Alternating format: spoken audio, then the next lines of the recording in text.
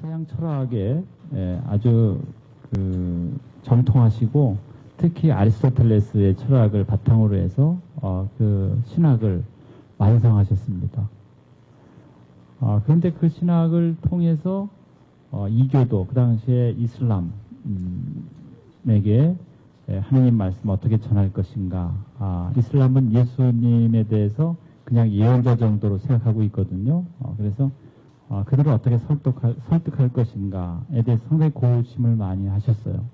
그래서 쓴 책이 대이교도 대전이라는 책이 있습니다.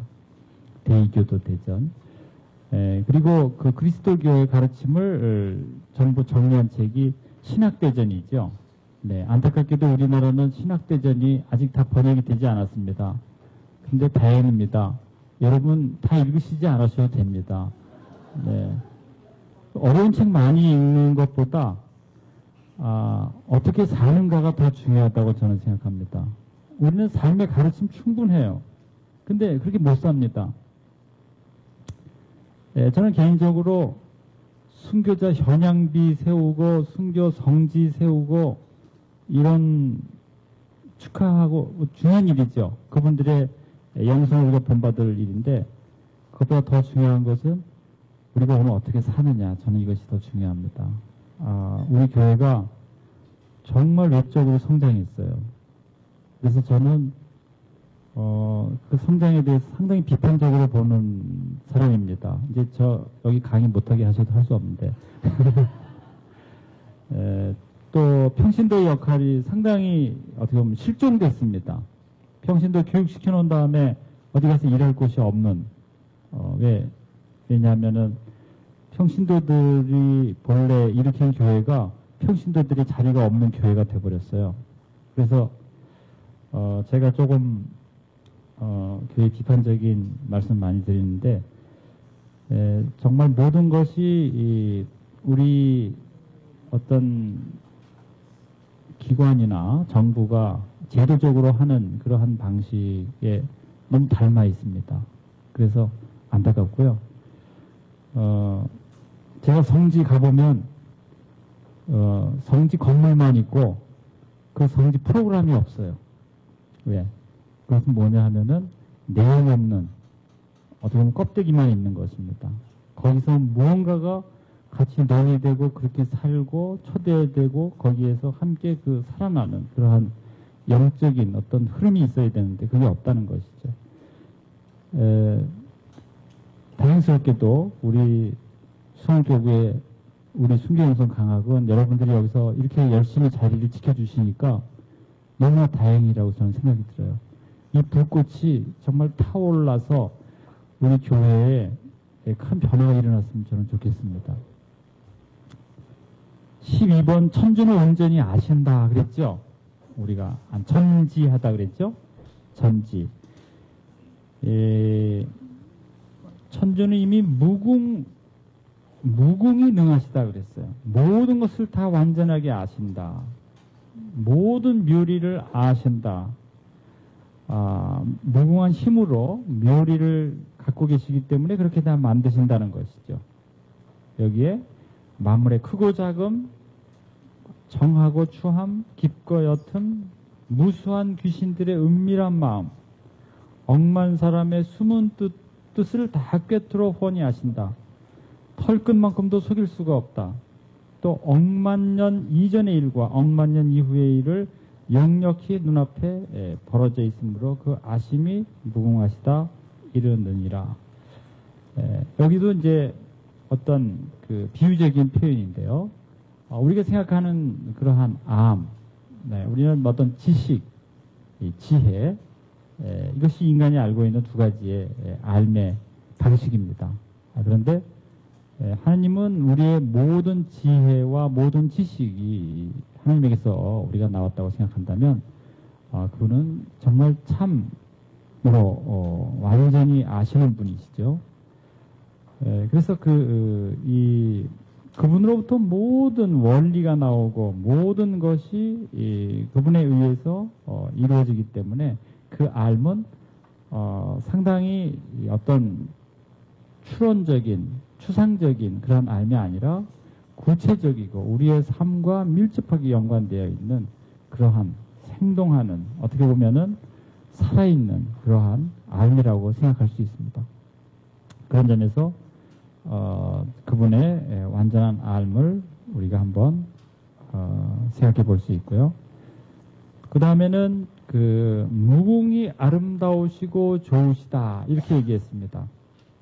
우리가 우주 만물을 바라볼 때 여러분들이 아름답지 않다. 사실 아름답지 않은 것은 인간에 의해서 그렇게 아름답지 않게 된 것이 너무나 많습니다. 본래 그 자연 자체는 상당히 아름답습니다. 인간이 생각하는 아름다움과 하나님이 생각하는 아름다움이 다르다고 저는 생각되는데요. 인간은 자기들 스스로 만들어 놓은 규격이 있습니다. 그걸 가지고서 아름답다고 얘기해요. 그러나 그것은 그 문화 안에서 인정된 아름다움이죠. 보편적인 아름다움이 아닙니다.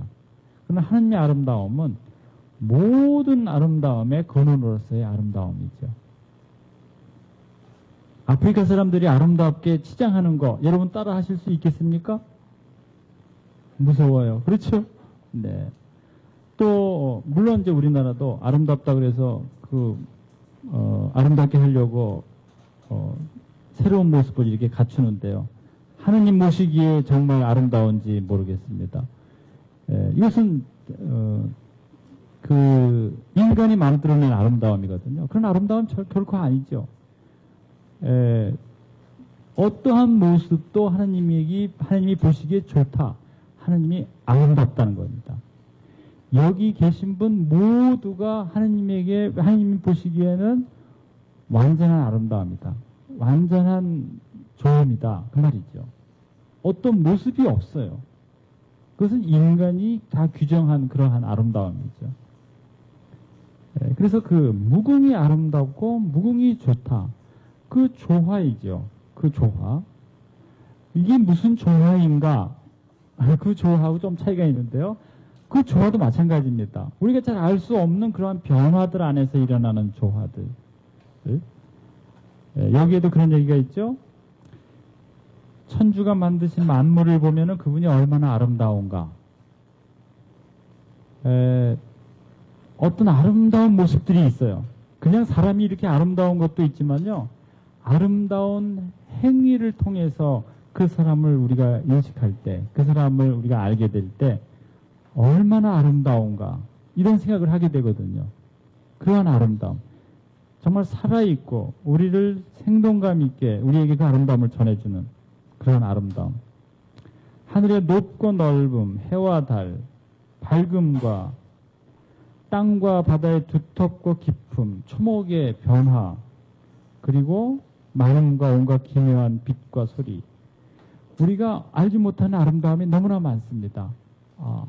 여러분들이 비행기 타고 저 하늘에 올라가 보세요. 그 구름이 얼마나 아름답습니까? 비행기 타보셨죠? 네. 정말 아름답습니다. 저만 타는지 죄송합니다. 네.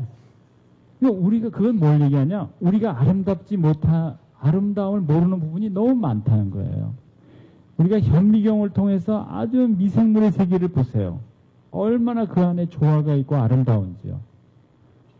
정말 형형색색. 우리 인간 자체도 얼마나 그 조화롭게 만들어졌는지 이것을 우리가 알 때마다 그분이 얼마나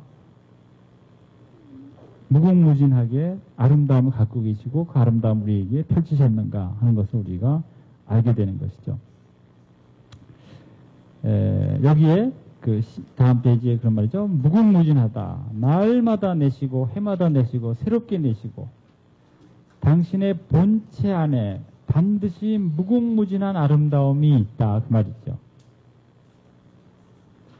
비유하건대 정승판서의 영화로운 복과 감사병사의 부귀한 즐거움이 다 임금의 손에서 나왔으며 정승판사와 감사병사의 영화 부귀함이 다 임금의 문에 쌓였으니 백관의 부귀함을 보면 임금의 지극한 부귀를 넉넉히 알 수 있음과 같이 만물의 아름다움을 보면 천주의 무궁히 아름다우심을 알 것이다. 임금의 비유를 하셨어요. 임금이 다 베풀어 준다 그 말이죠. 그렇죠? 자기와 녹을 받잖아요. 뭘 잘하면은 그럼 임금이 그렇게 해서 사람들이 이 당시 이 글이 나올 때만 해도 그 조선시대니까요. 임금의 성총에 의해서 임금이 베푸심을 통해서 사람들이 잘 살았다 하는 것이죠. 그런데 더 나아가서 하느님의 그 전지전능하심과 하느님의 그 무궁히 아름다우심 안에서 그 베푸심 안에서 우리가 얼마나 행복감을 느낄 수 있는가, 또 아름다움을 경험하는가 하는 것을 보게 됩니다. 우리가 늘 생각하는 그 생명의 아름다움, 생명의 신비, 이런 말을 하죠. 우리가 어린아이가 태어나잖아요. 어린아이의 생명이 소중함은 그 어린아이에게 우리에게 어떤 세계를 보여줄지 큰 기대감을 우리가 갖고 있는 것이죠. 제가 한번 말씀드렸겠지만 우리 모든 사람이 고유한 자기의 세계들을 우리에게 보여준다는 겁니다. 세상이 그래서 아름다운 거죠. 만약에 하나의 단일한 세계 안에 산다면 우리는 단조로워서 별 사는 재미를 못 느낄 거예요. 그런데 사람마다 입맛도 다르고 또 가치관도 다르고 또 이상도 다르고 다 이게 다르기 때문에 사실은 그 안에서 우리가 삶의 아름다움을 더 경험하게 되는 것이죠. 제가 못 봤던 것을 보여주거든요. 자녀들을 통해서 또 사랑하는 사람들을 통해서 우리가 그 사람들이 우리에게 다 세상을 바라보는 창이나 마찬가지입니다. 새로운 창을 열어주는 것이죠. 우리가 사람을 사랑하게 되면은 그 사람을 통해서 새로운 창을 갖게 됩니다. 그 사람이 보여주는 아름다운 세계, 거룩한 세계, 이것을 우리가 보니까요. 그래서 우리가 사랑하는 것이지 그냥 사랑하는 거 아닙니다. 이 세상의 신비로운 그러한 차원들을 우리가 경험하게 한다 하는 것입니다. 그런 점에서 우리는 서로 사귀고 사랑함으로써 하나님의 무궁히 아름다움을 우리가 경험하도록 도와주신다. 이렇게 생각할 수 있습니다. 그 다음에 제가 조금 빨리 진행한 거는요. 이 14번까지가 제가 여러분들에게 말씀드릴 내용입니다. 그리고 이제 남는 시간에는 진행 시간에 제가 나눠드린 유인물이 있죠. 네, 집에 두고 오셨죠. 네, 그냥 들으시면 됩니다. 괜찮습니다. 이 14번에 대한 이야기가 너무나 중요한 이야기고 또 새로운 이야기예요. 하느님은 삼위를 갖고 계시다. 그 이야기입니다. 삼위일체. 우리가 교리를 받을 때 제일 어려운 게 삼위일체에 대한 교리예요. 그래서 천주는 세 위를 갖고 계시고 한 체이시니라 이렇게 되어 있습니다. 이 교리를 우리에게 전해주셨다 하는 것인데요.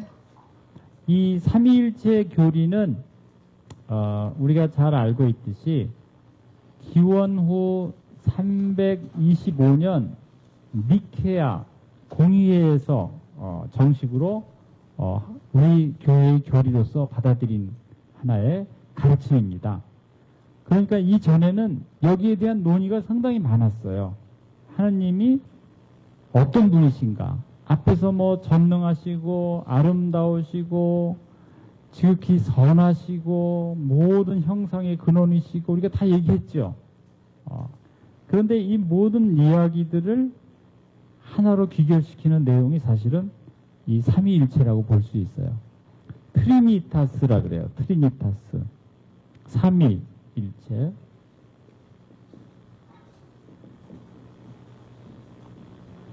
라틴어로 트리니타스인데요. 삼위와 일체.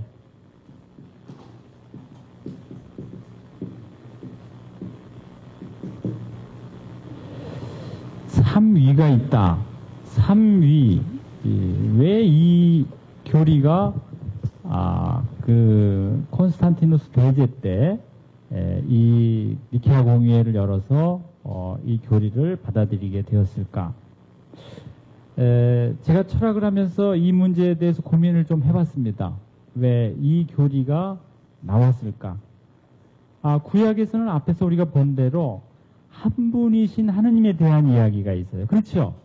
한 분이면 충분한데 왜 다시 신약계 시대에 이 교리가 교회 안에 받아들여졌을까? 이런 교리를 도출해냈을까? 이 로마라는 문화와 밀접하게 관련되어 있습니다. 로마라는 문화. 로마는 우리나라하고 유사한 점이 많아요. 반도입니다. 그렇죠? 우리는 호랭이 같이 생겼다. 거기는 뭐 같이 생겼어요? 장어처럼 생겼다. 그렇죠? 네, 저는 아직 이태리 못 가봤는데요. 그 이태리는 반도입니다. 반도의 특징은 무엇인가? 반도의 특징은 무엇일까요? 삼면이 바다고 위에 대륙으로 연결되어 있죠? 네. 이 삼면이 바다라는 것은 물산이 풍부하다는 겁니다. 그렇죠? 네. 물산이 풍부하다는 것뿐만이 아니라 이 바다를 통해서 사람들이 유입될 수 있다는 거예요. 외부에서 사람들이 많이 들어온다는 겁니다. 우리나라도 외부에서 사람들 많이 들어왔습니다. 우리 기록이 별로 많이 남아있지 않아서 그런데요. 신라시대 때도 인도에서 공주님도 오시고 그래요. 네. 그럼 얼마나 멀리서 오는 거예요. 요새도 우리 외국의 노동자들이 많이 들어오죠. 네. 근데 옛날에도 이 한반도라는 데도 그렇고 로마도 마찬가지입니다. 로마는 그 밑에 아프리카하고도 연결되어 있어요. 그래서 많은 문화적 교류가 있었다는 것이죠. 이렇게 문화적 교류가 많다는 것은 우리가 무엇을 이해할 수 있냐 하면은 그 새로운 문화는 새로운 신을 가지고 옵니다. 새로운 신을 가지고 와요. 우리 단군 신화도 저쪽에서 단군 천신 이름이 뭐예요? 환인이라 그러죠? 환인의 아들 환웅이 인간 세상에 관심이 많다 그랬어요. 그래서 잠시 사람이 돼가지고서 결혼을 해서 웅과 결혼을 해서 나온 아들이 단군이잖아요. 네, 이것도 북방의 문화가 들어오는 과정을 얘기하는 것입니다. 북방의 문화와 토착 세력과의 문화 교류를 얘기해 주는 거예요. 상당히 재미있는 신화입니다. 그 북방의 신화는 하느님을 모시는 그러한 민족의 신을 가지고 들어오는 것이죠. 저는 우리 이 한민족이 지극히 종교적이라는 것은 이러한 천신을 믿는 특별한 그러한 문화를 가지고 있기 때문에 그래요. 중국 사람들은 그렇게 천신을 잘 믿지 않습니다. 뒤에 뭐 시경, 서경에 그런 이야기 있지만 오래전서부터 그로부터 떠났어요.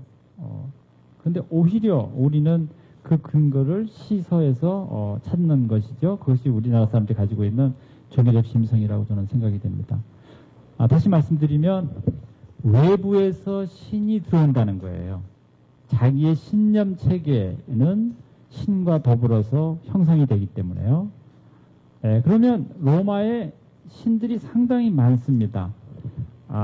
고대 문화를 보게 되면은 이 그리스도 상당히 신들이 많았어요. 그래서 여러분들이 잘 아는 소크라테스가 사형당하죠. 그 사형당하는 죄목 가운데 하나가 새로운 신을 우리 아테네에 제시했다. 혹은 새로운 신을 믿는 그런 믿음을 가져왔다 하는 것입니다. 그런 것처럼 로마에 많은 신들이 있습니다. 거기도 조상신서부터 뭐 여러 신들이 있어요. 우리나라도 신이 많죠. 네, 여러분들 고사 지낼 때 떡 갖다 놓는데 다 신 있는 겁니다. 굉장히 신이 많아요. 조왕신, 부엌에 신도 있어요. 그렇죠? 네. 바깥에 보면 뭐 다 신이 있어요. 모든 신이 우리를 지배하고 있다. 이런 생각을 갖고 있었거든요. 그런데 이러한 이제 새로운 그리스도교의 가르침을 이들에게 전파할 때 가장 필요한 것은 그들의 신을 어떻게 정리해 줄 것이냐 하는 문제가 있어요.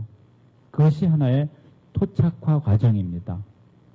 제가 볼 때는 신학적으로 더 논의해 봐야 되겠지만은 그 많은 굉장히 많은 신이 있어요.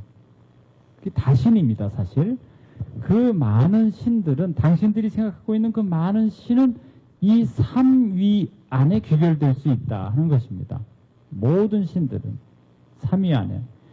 이 위라는 것은 하나의 모습입니다. 신의 모습이에요. 구체적으로 드러난 모습. 그래서 이들에게 그 삼위는 아까 동양에서도 삼생만물이라고 하는 말이 있다 그랬죠. 이 삼이라는 개념은 아주 원형적인 개념이에요. 그래서 모든 것을 다 아우를 때 삼이라는 개념을 씁니다. 그래서 이 삼위는 신의 얼굴이라고도 볼 수 있어요. 실제로 번역이 그렇게 되어 있습니다. 실제로 라틴어 번역이 이 트리니타스에서 위는 페르소나예요. 페르소나. 그래서 이것이 페르소나가 뭐냐면은 가면이라는 뜻입니다. 가면. 가면은 뭐예요? 얼굴이지요. 신이 얼굴을 가지고 있어요. 신의 얼굴이 굉장히 많습니다. 여러 얼굴을 다 가지고 있어요.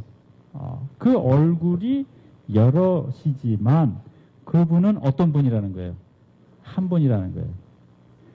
그러면 그 사람들이 어떻습니까? 그들이 생각했던 많은 신들의 그분의 모습들은 결국은 한 분에게서 나왔다. 이렇게 생각할 수 있는 것이죠. 그러면은 그리스도의 가르침을 받아들이기가 훨씬 수월하잖아요. 네. 사실은 그 문화적인 그 로마 문화가 가지고 있는 다신 문화 안에 그 유일신적인 그리스도교의 가르침을 정착시키는 데 있어서 상당히 필요한 그러한 이 교리다 그 말이죠. 그래서 이 세 삼위는 우리가 이렇게 얘기하죠. 이렇게 여기에는 누가 계십니까? 성부가 계시죠? 여기는 아들이 계시죠? 여기에는 하나님의 영이 계시죠? 그렇죠? 그래서 성부, 성자, 성령 여기다 이제 본체가 있습니다. 이분 그래서 삼위일체라는 말은 여기에 그 아버지라는 뜻이 사실은 그분이 정말 자비로운 분이다 하는 것이죠. 그분이 아버지 하느님, 우리가 보통 이렇게 얘기하잖아요. 전지전능하신 분, 무소부지하신 분. 지금까지 우리가 앞에서 얘기했던 내용들은 전부 어디로 들어가는 거예요? 이 아버지 안에 다 들어갈 수 있는 내용들이죠. 그런데 특히 중요한 것은 아버지 하면은 자비로운 분입니다. 우리가 그것을 어디서 바로 발견하게 되냐면은 주의 기도에서 발견하게 돼요. 주의 기도에서 예수님께서 그분을 어떻게 부르라고 얘기하냐 하시면 하늘에 계신 우리 아빠, 우리 아버지라고 얘기하시는 거예요. 그 아버지라고 얘기한다는 것은 우리가 어떤 존재가 되는 거예요. 그분의 자녀가 된다는 것이죠. 그분이 신입니다. 그분이 신이에요. 전지전능하신 신이에요. 신의 우리가 어떤 존재가 되는 거예요. 아들이 되는 거예요. 자녀가 되는 거예요. 딸이 되는 거예요. 그것은 완전히 인격적인 관계로 우리가 인격적 관계로서 그분을 부를 수 있다 하는 것이죠. 이 아버지라고 부른 이것은 아주 특별한 의미를 우리에게 보여줍니다. 신약성경 안에서 우리에게 아주 혁명적인 사고를 가져오게 해주신 거예요. 예수님이. 그 전에는 한 번도 누구도 이렇게 하느님에 대해서 이렇게 부를 수 없었어요. 예수님이 아버지라고 불러라. 또 아버지라고 부름으로써 우리 모두가 형제가 되게 하셨어요. 아버지라고 부르는 분들은 다 형제지간입니다. 그렇죠? 우리 형제들이 얼마나 많은지 몰라요. 그분이 형제 안에서 크게 보면은 인간사가 한 가정 안으로 들어오는 거예요. 한 패밀리 안으로 들어오는 것입니다. 요새 우주가 한 가정이다 그런 말 많이 하시죠. 프란치스코 교황님이 그 찬미 받으소서 거기에서 이 지구촌 하나가 하나의 그 오이코스라는 말이 집이란 뜻이거든요. 그래서 그 집 안에 아버님이 계시고 우리가 그 모든 자녀들이다 할 때의 그 아버지. 그런데 아버지라고 얘기할 때는 그런 인격과 또 뭐가 관계되냐? 자애가 관계된다 그 말이죠. 하느님의 무한한 사랑, 하느님의 사랑이 여기 관련되어 있습니다. 그래서 자비로운 분, 우리 최근에 나온 교황님의 그 가르침이 자비에 대한 이야기잖아요. 자비의 문 이런 얘기를 하듯이 그 자비, 자애 이것이 바로 이 부성을 통해서 나타난 신의 얼굴이다 그 말이에요. 신의 얼굴이 정말 자비로운 얼굴이시다 하는 것을 우리에게 보여주고요. 그 다음에 또 뭐가 있는가? 그 다음에는 이제 아들입니다. 아들. 하나님의 아들. 이 아들은 뭘 나타내는 건가? 이 본체로부터 이 본체가 아들이 되었다는 것은 우리가 보통 육화라고 얘기하는 것이죠. 하느님이 인간이 되셨다 하는 것입니다. 하느님이 인간이 되셨다 하는 것은 하느님이 이 인간을 얼마나 사랑하시는지를 구체적으로 보여주는 하나의 사랑으로서 나타나는 것인데요. 제가 앞서서 신약성경의 모든 말씀은 사랑으로 요약될 수 있다 이렇게 얘기했는데 바로 그 자입니다. 자, 아들이 된다는 것. 이것은 하느님이 무한히 인간으로서 낮아지는 것을 보여주십니다. 인간이 된다는 것은 신으로부터 인간이 된다는 것은 하강을 보여주는 거예요. 완전한 하강. 그러니까 저는 이것을 이 하나님 우리가 신이라고 얘기하고 인간 여기에 하느님이 인간이 되는 하나의 과정 이것이 우리가 구세사라고 얘기하는 것이죠. 구세사인데요. 하느님이 여기서 예수님이 인간이 되시는 것이죠. 예수로서 인간이 되십니다. 그런데 그분을 통해서 우리 인간들은 다시 신적 존재로 상승하는 것이죠. 즉 이것은 하강이고 이것은 상승입니다. 이 두 가지 구조가 여기 안에 내재되어 있어요. 하느님이 그냥 예수님이 되시는 것이 아니라는 것이죠. 그냥 인간으로서의 아들로 오시는 게 아니십니다. 우리 안에 내재되어 있는 신성, 우리가 완전하게 되도록 그런 말씀하시죠. 성경 안에서도 내가 완전한 것처럼 너희도 완전하게 되어라. 그것이 바로 우리를 완전히 상승 고양시키기 위해서 그렇게 하신다 그 말이죠. 그래서 이 아들로서 된다는 것은 아주 특별한 의미를 가지고 있어요. 이것은 제일 어려운 것이 제가 앞에서 크레도 인 우눔 도미눔 거기서 믿음에 대해서 제가 두 가지를 말씀드렸는데 하느님은 사랑이시다라는 그 말씀 안에 신약 안에서는 예수님이 그리스도다 이 말씀이 내재되어 있는 겁니다. 즉 예수님은 하느님이시다 그 말이죠. 그리스도다. 우리가 마르코복음에 보면은 맨 마지막에 어떤 분을 통해서 그분은 주님이시다 이 말씀 나오죠. 네, 누가 말씀하시죠? 베드로가 얘기했나요?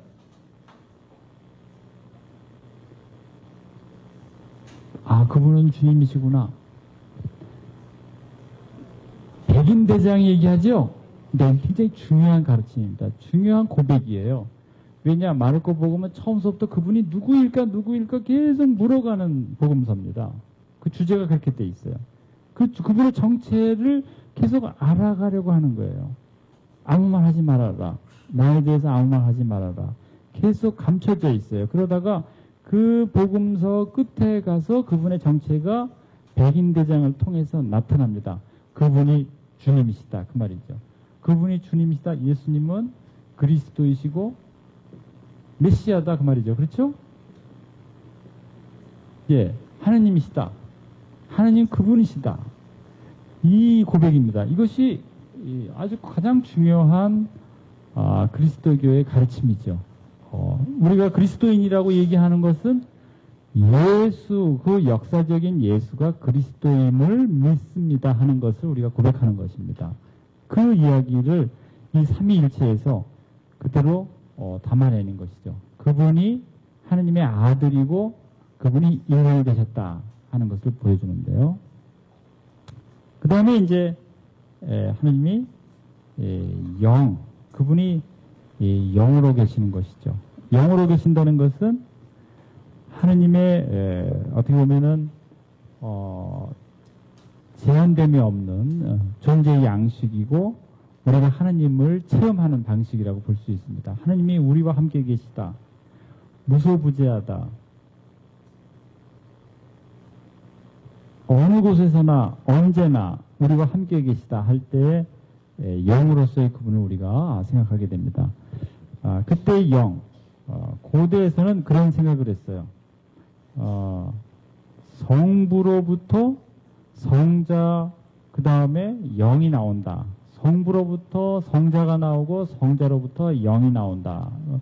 테르툴리아누스라는 신학자는 그렇게 생각했습니다. 초기 삼위일체가 완성되기 전에는요. 그런데 지금은 그렇게 순차적으로 그분이 존재하는 것이 아니라 전체가 함께 그분이 존재하는 것이죠. 그러니까 그분의 그 아들이라는 것은 우리가 역사적인 순간, 한 순간 안에서 우리와 함께 계셨지만 미리 예비되신 분이고 또 그분의 성육신이 우리와 함께 한다는 것을, 지속적으로 함께 한다는 것을 신앙 안에서 우리가 고백하고 또 체험하는 것이죠. 우리가 성체를 모실 때 그분이 늘 함께 한다는 것을 우리가 신앙으로 체험하듯이, 그래서 또 그분이 세례를 받을 때 영이 비둘기 모습으로 있었다. 그래서 분리될 수 없는 것이죠. 그 성부와 성자와 성령이라는 것은 분리될 수 없는 하나님의 얼굴이고 하나님의 모습이죠. 또 역할이라고 볼 수 있습니다. 그런 점에서 이 삼위일체는 아주 특별한 가르침이자 그들의 그 다신적인, 즉 로마 사람들이 가지고 있던 다신적인 문화를 아주 특별하게 그들의 가지고 있었던 의식을 아주 더욱더 발전시키고 그들 안에 하느님을 이해하도록 돕는 그러한 교리로서 정착이 되었다고 할 수 있습니다. 그래서 저는 조만간 이 교리가 그냥 생겨난 것이 아니라 우리가 갖고 있던 기존의 어떤 믿음, 기존의 신에 대한 이해를 깨우쳐서 더욱더 새로운 신에 대한 이해와 믿음으로 나아갈 수 있도록 도운 그러한 삼위일체 가르침이 아닌가 이런 생각을 이제 해보게 되는 것이죠. 뭐 여기에 이 각각의 페르소나, 그 다음에 이 체를 우리가 뭐 라틴어로 substantia라는 말도 쓰고요, ousia라는 말도 쓰고, 그래서 아주 본체가 되는 분, 아주 근원적인 그 하느님, 그분, 그 본질로서의 그분. 그러나 그분은 늘 이렇게 자애와 또 사랑과 영으로서 우리에게 나타나시는 분이다. 사실 여러 모습으로 드러나죠. 아름다움으로 드러날 때 그분은 어디에 속하나 이렇게 생각할 필요는 없습니다. 이 삼이라는 이 하느님의 모습 안에 여러 모습들이 다 포함되어 있다 생각하시면 됩니다. 그래서 저는 이 또 성부와 성자와 성령의 관계가 과거의 그 가르침 안에서는 너무 성부, 성자, 성령만을 그 위격만을 상당히 중요하게 생각했는데요.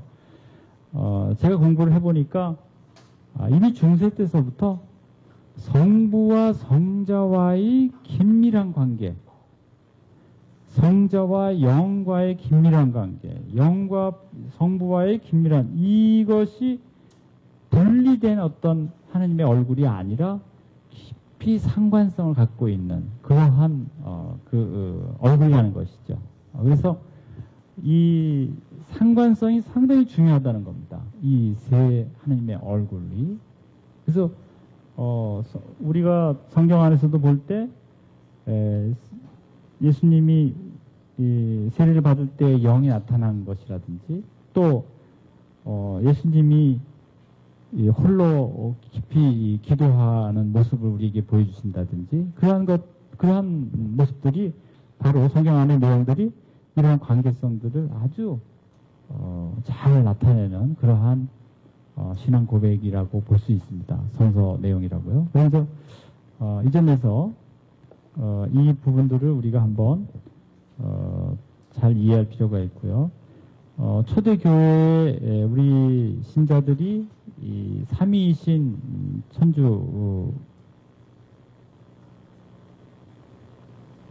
삼위일체의 이 교리를 이해하는데 큰 어려움이 없이 이렇게 받아들일 수 있었던 것은 이미 존재하고 있는 그런 문화적인 바탕, 여러 어떤 신성함에 대한 경험들이 이 삼위일체 안에서 잘 정의될 수 있었다 하는 것을 또 한번 생각해 볼 수 있겠습니다. 그 내용 한번 같이 읽어보도록 하겠습니다. 천주 삼위일체의 도리는 제목 조금 다릅니까? 네, 먼저 읽으시죠. 네.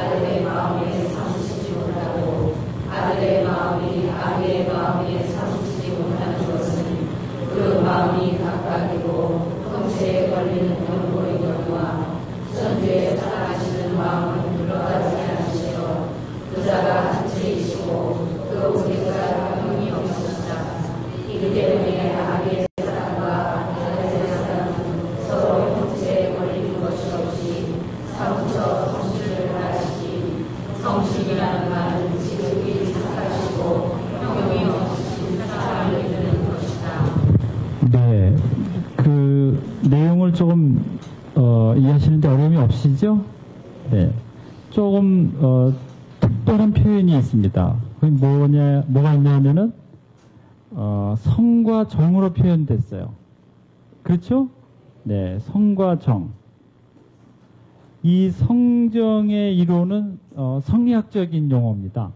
그러니까 이분들이 알고 있었던 성리학적 용어를 여기다 적용한 거예요. 그런데 이것을 본래 성정은 어디서 나왔냐면은 리와 기라는 데서 나왔어요. 이기론 들어보셨죠? 그래서 이를 성에다가 같이 적용하고 정을 기에다가 이렇게 인간에게선 성정이고 우주론적으로는 이기입니다. 이것을 어떻게 보면은 성리학이라고 얘기하는 개념이 여기서 나온 건데요. 이 개념을 여기 삼위일체에다가 적용을 한 거예요. 그래서 이 체를 성이라고 이렇게 설명한 겁니다. 체를 성, 이 말은 다시 뭐냐면 이것은 하나의 리라는 말을 쓰진 않았지만 리와 같은 아주 본질적인 것이다. 그런 말이죠. 모든 그런데 실제로는 큰 차이가 있는 것이죠. 삼위일체하고 성리학하고는 사실 잘 맞지 않습니다. 그런데 그 당시에 지식인들은 가장 중요한 개념이 성과 정의 개념이에요. 그래서 그 개념을 적용한 것입니다. 그런데 이 정의라는 것을 이 위에다가, 3위에 여기다가 다 적용한 것이에요. 좀 제가 볼 때는 무리한 적용이라고 볼 수 있습니다. 그렇지만 이 당시 사람들이 잘 이해하는 방법은 삼위일체가 너무 어렵거든요. 또 우리는 이미 그리스도교를 받아들였기 때문에 이해할 수 있지만 이분들한테는 이제 받아들이는 하나의 초기 단계예요. 그래서 이것을 아주 초기에 이 이론이 뿌리를 내리기 위한 하나의 토착의 작업이라고 생각한다면 좀 무리하지만 나름대로 상당히 개념에 대한 어떤 적용에 심혈을 기울였음을 알 수가 있는 것이죠. 그래서 이 체를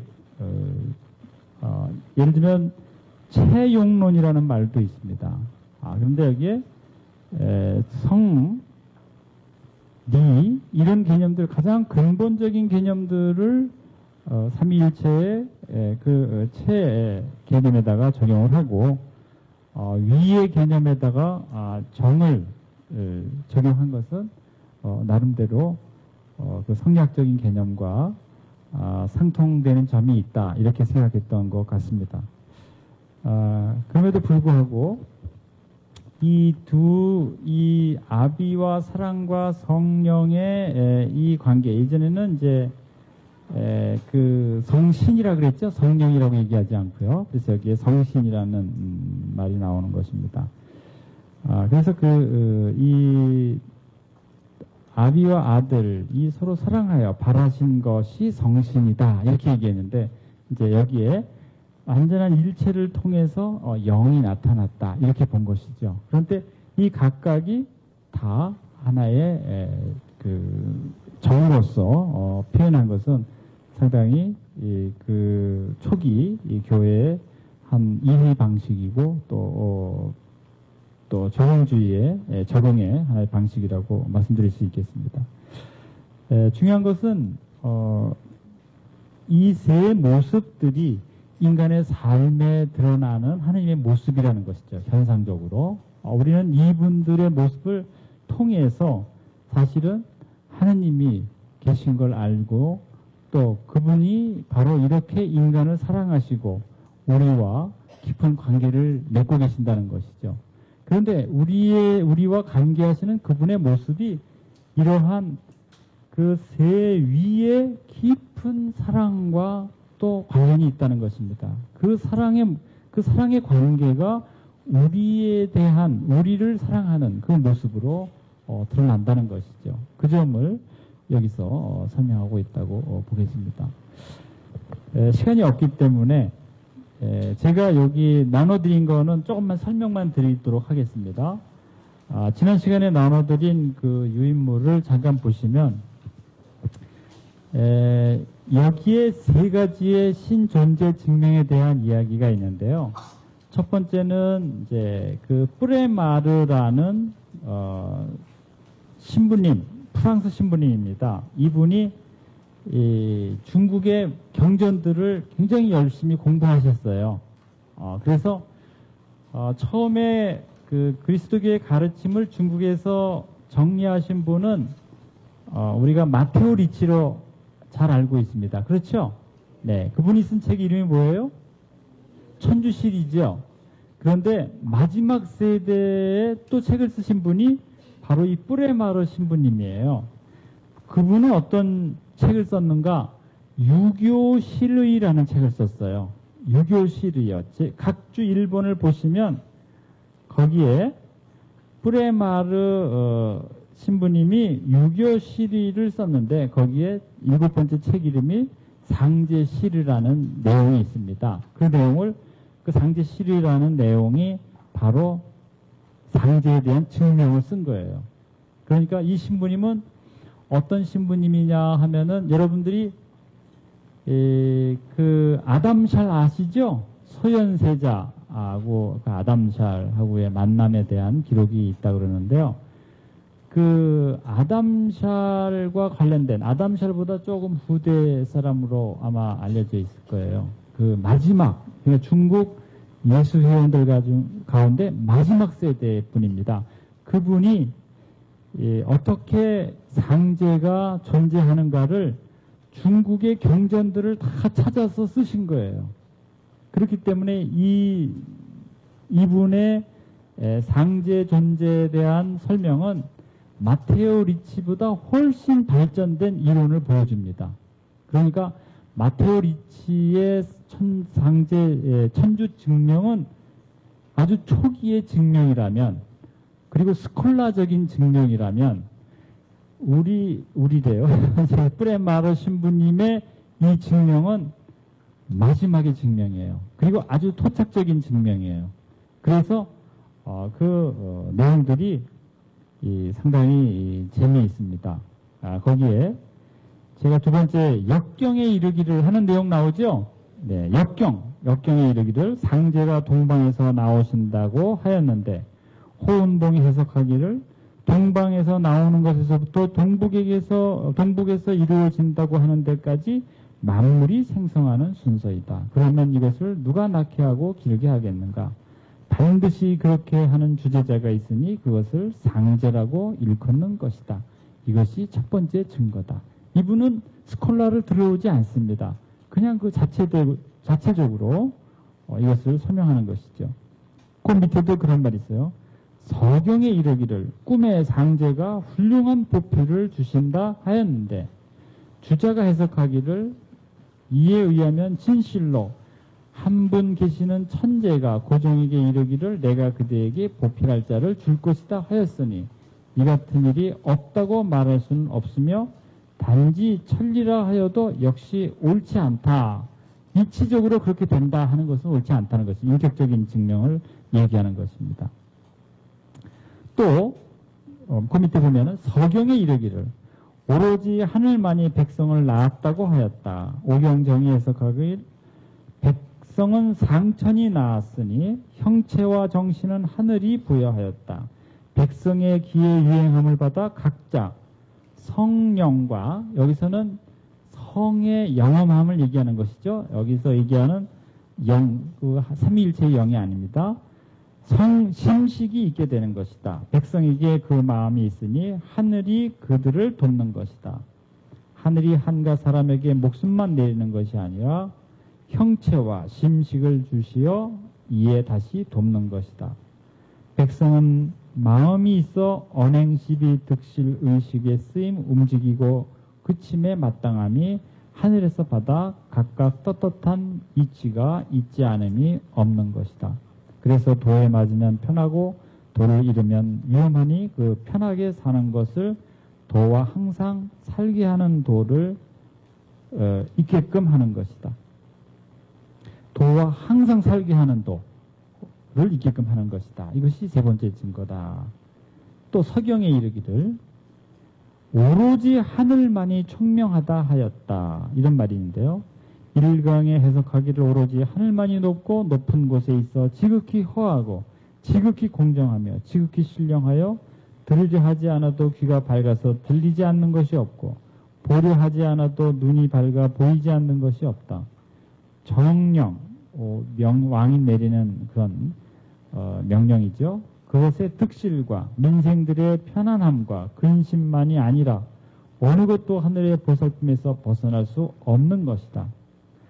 암실의 옥루에 보고 들리지 않는 곳, 모두 밝게 관찰하여 남겨진 곳이 없다는 것이다. 하늘의 총명이라는 것은 이러한 것이다. 이것이 네 번째 증거다. 또 서경에 이르기를 그들이 착하면 나는 덮어두지 않을 것이며 죄가 내게 있으면 스스로 용서하지 않을 것이며 잘 살피어 상제의 마음에 들도록 하겠소 하였다. 또 일기 해석하기를 간이라는 것은 살피는 것이다. 선하고 죄 있는 것은 모두 상제의 마음에서 검열한다. 이것이 다섯째 증거이다. 또 서경에 이르기를 선을 행하면 100가지 상스러운 일이 내리고 불선을 행하면 100가지 재앙이 내린다 하였는데 우시 품자전에서 이를 해석하기를 상스러움과 화를 내리는 자가 누구인가? 소위 위대하고 위대하신 상제라고 하는 분이 아닌가? 우리는 사람들이 매일 살피시는 상제 아래에 있으나 하늘의 위세에 놀라고 두려워할 때를 알지 못하고 또 감히 소지사심으로 상제의 뜻을 거스리니 생각지 않으니 심하다. 이것이 여섯 번째 증거다. 그 다음에 마지막으로요. 시경에 이르기를 나라를 안정시키려 한다면 이겨내지 못할 사람이 없도다 하였는데 주풍성이 이를 해석하기를 선하면 복을 받고 음란하면 화를 받는 것이 곧 하늘의 떳떳한 이치이다. 선한 자가 아직 복을 받지 못하고 음란한 자가 아직 화를 받지 못함은 바로 그 때가 정해지지 않은 것이다. 바야흐로 그 정해지지 않은 때는 곧 사람이 하늘을 이길 수 있으나 이미 정해졌으면 하늘이 반드시 사람을 이긴다. 그 때가 오면은 그 잘못에 대한 대가를 치른다 그 말이죠.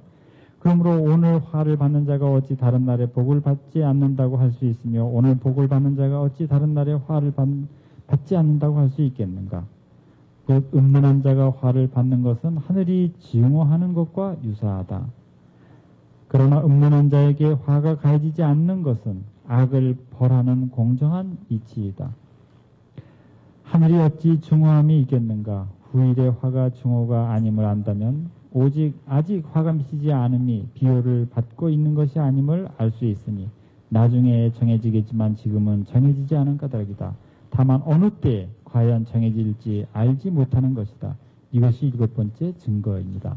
왜냐하면 우리가 그 잘못과 또 선함에 대한 칭찬과 벌이 우리의 의식과는 다르다는 것이죠. 우리의 인식과는 다르다는 것을 여기서 얘기하고 있습니다. 아무튼 이러한 그 뿌레마르 신부님의 상제 증명은 제가 뒤에 다산의 그 증명을 제가 썼는데 그 증명과 상당히 유사한 점이 많아요. 그래서 시기적으로는 큰 차이가 있지만은 오히려 우리가 그 예수회의 마지막 그 조공주의 그러한 가르침과 우리 교회의 자생적인 하느님에 대한 이해 또 믿음이 상당히 유사한 점이 있다 하는 것을 여러분들에게 좀 설명해 드리고자 했는데 시간이 부족해서 여기까지만 말씀드리겠습니다. 집에 가셔서 이 내용을 한번 이렇게 읽어보시면 아주 우연이 아니다 하는 걸 우리가 알 수 있습니다. 네. 제가 부족한 강의를 또 열심히 결체해 주시고 이렇게 함께 해주셔서 감사드립니다. 오늘 여기서 마치도록 하겠습니다.